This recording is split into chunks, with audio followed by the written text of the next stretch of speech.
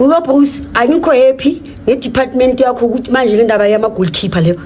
manje ususipotsheni umkhethanga usithathela uRicardo Goss and uRicardo Goss ngaso sikhathi uperforme egamini lwale Orlando Pirates so yipi criteria kahle kahle uyisebenzisayo so the goalkeeping department I'm not happy Sipotsheni supposed to be there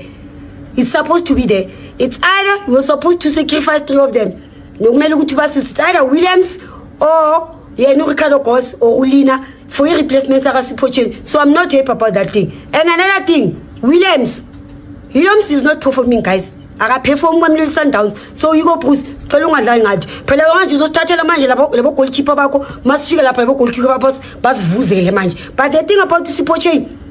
Madal don't do this to us so please you're supposed to think this thing uthi umshiya kanjani uSipotsheni anama clean sheet uyosithathela uRicardo Goss ngegame i1 nje phela ayiperforme lapha koLorlando Pirates umfake esquad uSipotsheni this thing uyenzile we don't like what you did. Catch the full convo on our YouTube channel, Omni Audio Africa. Omni Sport.